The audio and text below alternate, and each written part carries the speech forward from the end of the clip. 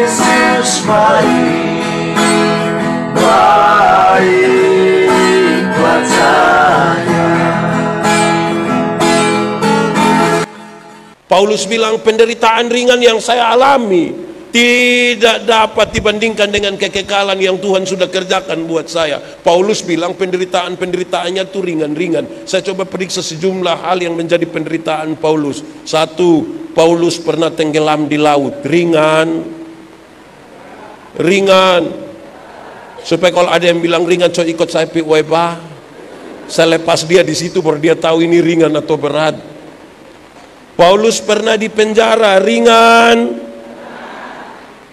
Paulus pernah dicambuk. Dalam tradisi cambuk Romawi itu satu kali hukuman cambuk kena pukul 39 kali. Di ujung cambuk itu ada semacam gading yang melengkung begini. Jadi kalau dia kena diisi, dia tarik bawah satu kali. Ringan.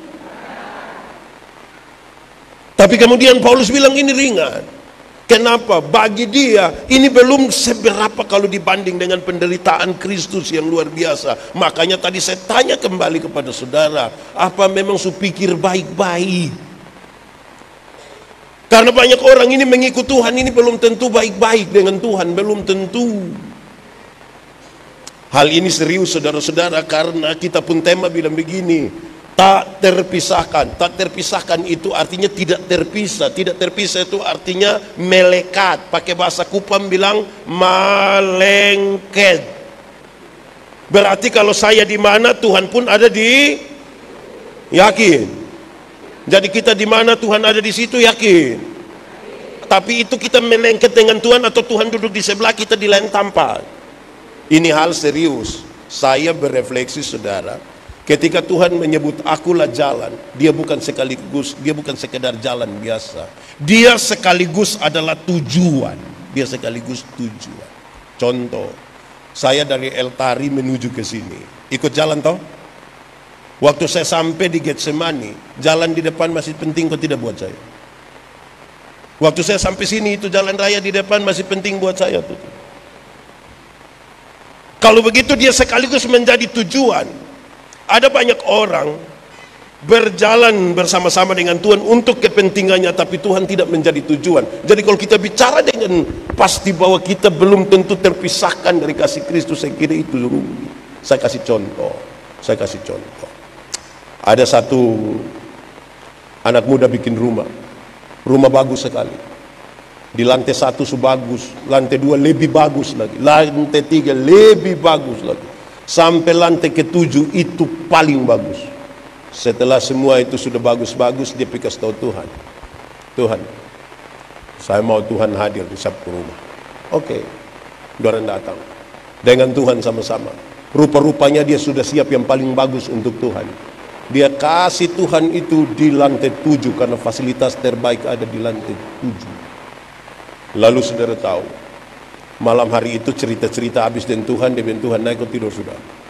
Tuhan sampai di lantai 7, dia turun di bawah, dia di lantai 1. Pas mau tidur begini, tiba-tiba dia rasa ada yang dobrak pintu. Dia coba cek, ternyata ada iblis 3 orang. Itu iblis 3 orang. Oh, iblis 3.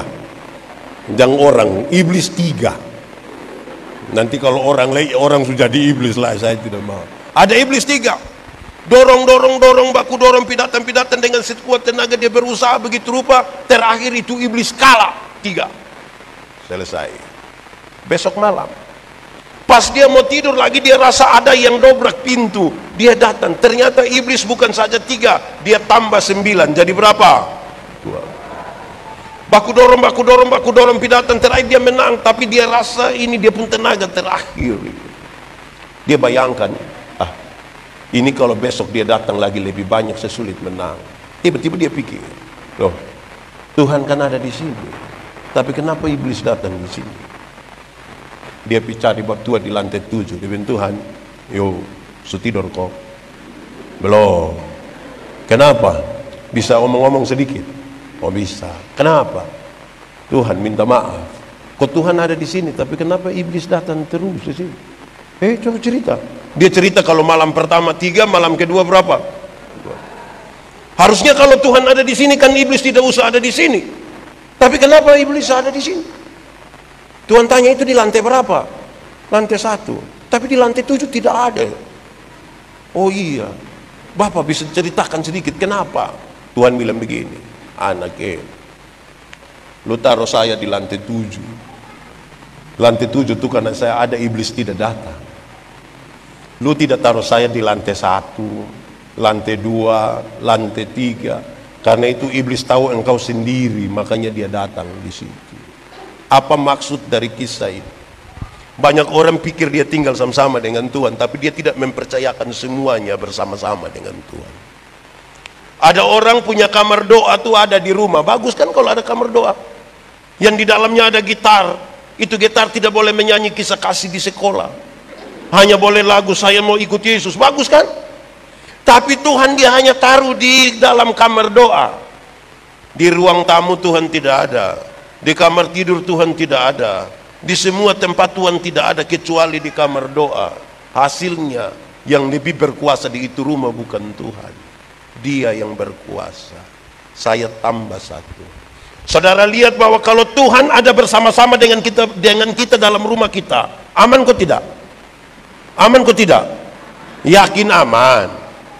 Saya mau kasih tahu saudara, kalau Tuhan ada di sepu rumah, Tuhan ada di saudara rumah, suami-suami akan takut pukul istri. Istri takut maki suami. Kenapa? Karena Tuhan ada. Saya kasih contoh. Suami-suami, istri-istri kalau bertengkar, itu kalau pendeta datang saja dong perasaan. Betul kok tidak? Itu baru pendeta. Ada ribut, maki, segala macam. Tiba-tiba pendeta bilang, "Shalom, selamat malam untuk kuju baik." "Shalom Bapak." Aduh, shalom. Aduh, shalom Bapak. Mari. Aduh, mari Mama, mari Teh. Aduh, mari. Itu baru pendeta. Apalagi. Jadi kalau Tuhan ada di rumah saudara, setiap kali suami terlalu marah, kau mau tampeleng di istri, dia bilang, untung baik ada Tuhan. Kalau sone mama mati, untung baik ada Tuhan. Setiap kali mama terlalu marah mau maki suami, dia bilang, "Bapak, untung baik ada siapa?" Di sini ada suami yang biasa pukul istri. Ada. Waktu ada di sini. So tunjuk. Itu berarti tidak ada Tuhan dong, tidak melekat dengan Tuhan, tidak menempel dengan Tuhan. Di sini ada ibu-ibu yang biasa bamaki. Ada. Dia majelis atau jemaat? Atau majelis jemaat? Nah, ini yang jadi masalah buat kita, saudara. Jadi saya bilang pada saudara, kalau melekat dengan Tuhan itu berarti kita ada di mana Tuhan ada di situ. Kalau baru pendeta ada saja kita superasaan, apalagi kalau Tuhan yang ada di situ. Jadi banyak orang mengaku percaya dengan Tuhan, mau jalan dengan Tuhan, tapi dia tidak rela menempel dengan Tuhan, tidak rela. Itu dia persoalan. Yesus baik buat saya.